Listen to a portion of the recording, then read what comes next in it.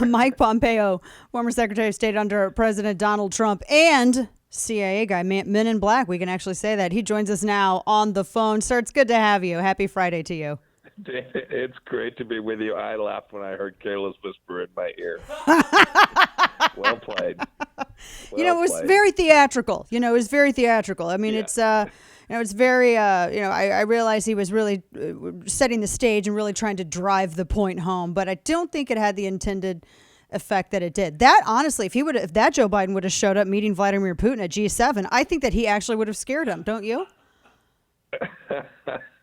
He would have scared a lot of folks, but I must say, I think about this often, and I think about how world leaders in other places, right, in Asia or the Middle East, are watching this with their colleagues, right, sitting around with their senior leadership team watching this. Wow. Yes. Well, and it doesn't really inspire a lot of confidence in our previous peace through strength approach. I wanted to pick your brain a little bit about that, and then I want to talk about the CAV PAC, or Champion American Values PAC, which you are now promoting those awesome values that we had in the White House for the previous 4 years all across the country. But how do you think that the United States looked on the world stage after G7? Do you think that we walked away having accomplished anything? Because, maybe, and correct me if I'm wrong, when I was looking at it from my very meager perspective here behind the microphone, it kind of seemed like we gave a lot and we didn't really get anything in return. I think one way to think about this, it was obsequious, right? He went there, and don't forget the very first stop he made was to meet with our soldiers, sailor, airmen, Marines. He met with a group of the military soldiers, and he said the greatest threat to the United States of America is climate change. These young people signed up to risk their lives on behalf of America to keep us safe, and he told them, don't worry about being a good soldier. Don't do your M16 marksmanship. Don't worry about making sure that you build the great next satellite and spy system. Just make sure that your carbon footprint is smaller.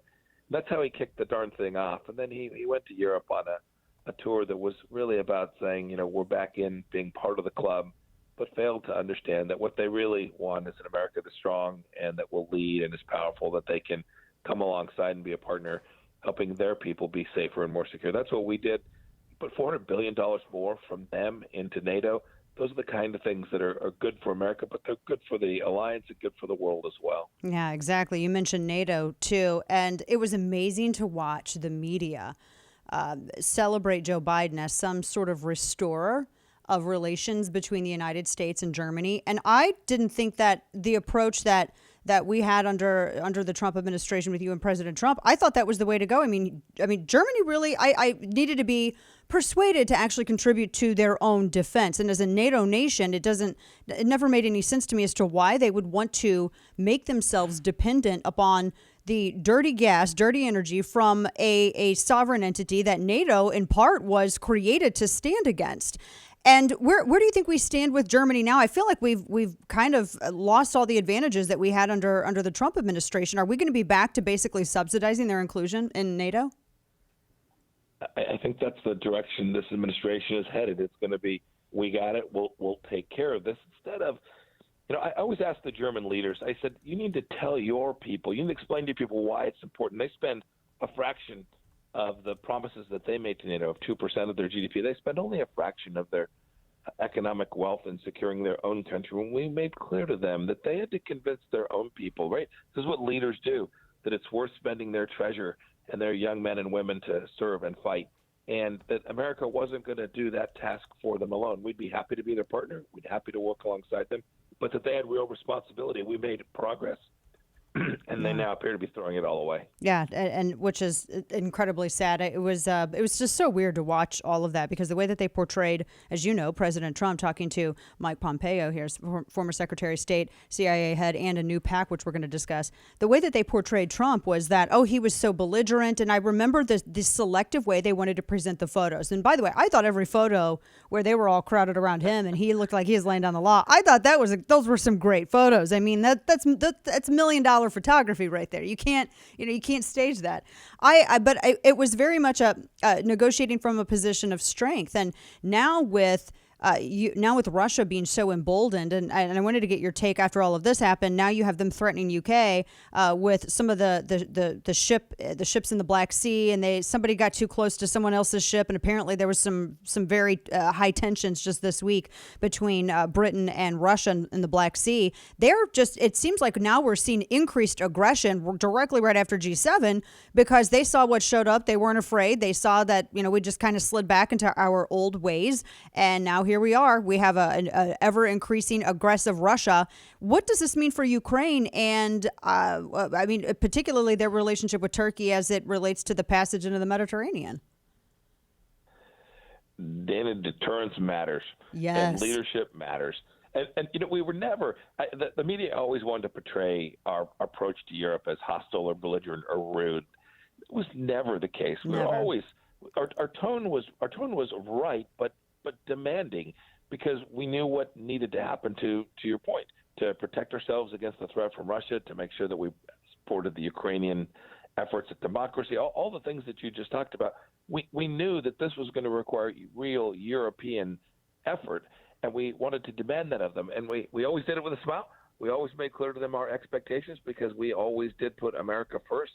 But to watch them think that, boy, because they had a meeting where everybody smiled, is going to keep the world or America more safe, is the fundamental conceit of this administration. It is weakness. You see it, whether it's the Iranians launching rockets into Israel through their terror proxy, Hamas, whether it's what you saw in the Black Sea with the UK ship, whether we see with the Chinese Communist Party now becoming more aggressive in Taiwan as well. These are the things that happens. Weakness begets war. Strength deters.